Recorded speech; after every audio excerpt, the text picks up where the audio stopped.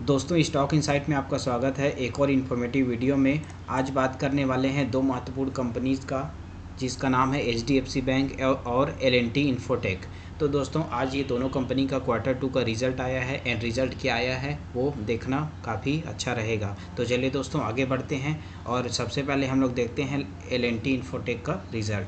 तो दोस्तों यहाँ पे जैसे देखेंगे हमें फ्राइडे को इसमें लगभग 1.99% की हमें देखने को मिली थी एल&टी इन्फोटेक में, और जैसा कि उम्मीद किया जा रहा था कि इनका जो रिज़ल्ट होगा वो पिछले क्वार्टर से बेटर आएगा और वैसा ही हुआ। यहाँ पे जैसे देखेंगे दोस्तों ये जो अमाउंट है वो मिलियन में है, तो मैं आपको डिजिट में इसको बता रहा हूँ। यहाँ पे जैसे देखेंगे दोस्तों टोटल इनकम जो आया है 49,760 का इनका टोटल इनकम आया है, जो जबकि हम लोग पिछले क्वार्टर में देखेंगे तो 46,669 था, मतलब कि इनका जो इनकम है वो पिछले क्वार्टर से बढ़ गया है। बात करेंगे सेम क्वार्टर की पिछले ईयर में 2021 में, तो वो था 38,782।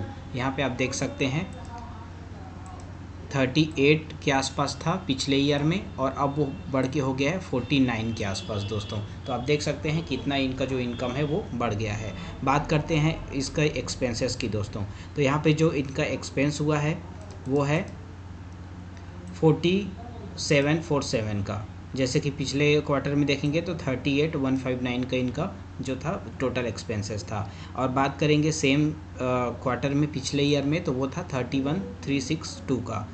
और जैसा कि हम लोग जानते हैं दोस्तों जो सबसे ज़्यादा जो एक्सपेंस होता है वो एम्प्लॉय के ऊपर ही होता है, बाकी सब तो कम ही होते हैं। तो यहाँ पे जैसे देखेंगे तो एम्प्लॉय कॉस्ट ही सबसे ज़्यादा हमें देखने को यहाँ पे मिल रहा है।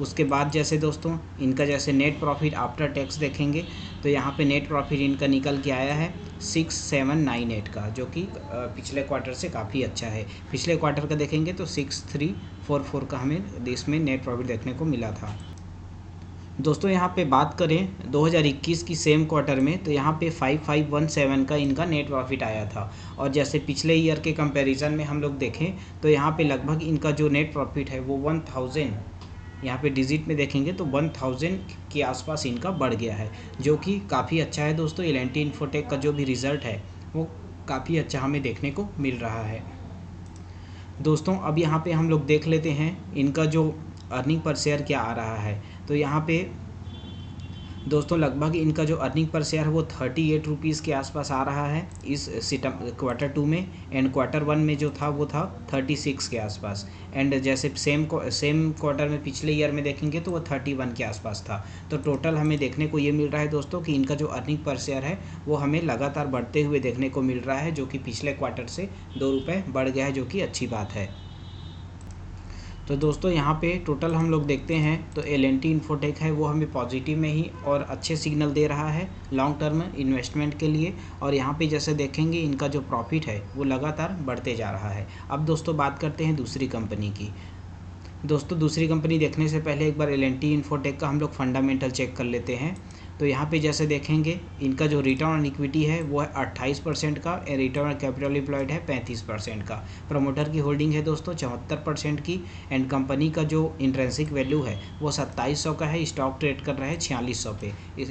ये जो स्टॉक है थोड़ा महंगा है, लेकिन return on equity return on capital employed इनका ठीक ठाक है, तो इसमें कंसीडर किया जा सकता है। अब यहाँ पे देखेंगे दोस्तों डेट की, तो डेट यहाँ पे देख सकते हैं मामूली सा डेट है 836 करोड़ का, एंड नेट प्रॉफिट किया था कंपनी ने 2436 करोड़ का पिछले फाइनेंशियल ईयर में। तो यहाँ पे जैसे देखेंगे दोस्तों तो इनका जो डेट है वो काफ़ी कम है। तो यहाँ पे इनके माइनस और प्लस पॉइंट की बात करेंगे दोस्तों तो माइनस पॉइंट यहाँ हमें कुछ भी नज़र नहीं आ रहा है। प्लस पॉइंट ये है कि इसमें प्रमोटर की अच्छी खासी होल्डिंग है और कंपनी में जो डेट है वो काफ़ी कम है। और यहाँ पे return on equity return on capital employed दोनों ही बहुत अच्छे हैं। अर्निंग पर शेयर भी ठीक ठाक है, 139 के आसपास अर्निंग पर शेयर आ रहा है।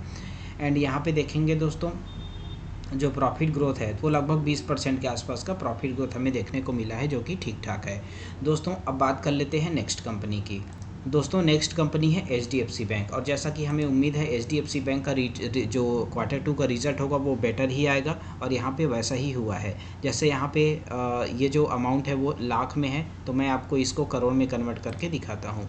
तो यहाँ पे जैसे देखेंगे दोस्तों इनका जो टोटल रेवेन्यू जो है वो लगभग 32,274 से बढ़ के 40,930 हो गया है Q2 में। अब यहाँ पे इनके फाइनेंशियल प्रॉफिट देखेंगे दोस्तों, तो फाइनेंशियल प्रॉफिट 58,095 से बढ़ के 6,704 करोड़ हो गया है, जो कि काफ़ी इनका बढ़ गया है। अब यहाँ पे देखते हैं दोस्तों प्रॉफिट बिफोर टैक्स का।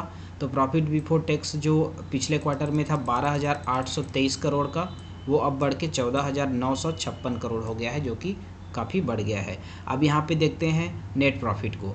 तो नेट प्रॉफिट जो हमें पिछले क्वार्टर में देखने को मिला था 9,617 करोड़ का, अब वो बढ़ के हो गया है 11,163 करोड़ क्वार्टर 2 में, जो कि काफ़ी बढ़ गया है।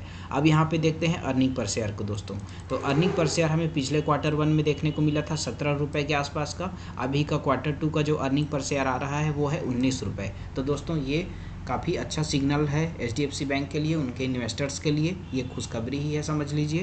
तो क्योंकि जो HDFC बैंक का जो भी रिज़ल्ट क्वार्टर 2 का आया है वो काफ़ी अच्छा आया है, एंड जैसा उम्मीद किया जा रहा था वैसा ही आया है। तो दोस्तों ये था HDFC बैंक का रिज़ल्ट, एंड इससे पहले मैंने आपको बताया L&T इन्फोटेक का रिज़ल्ट।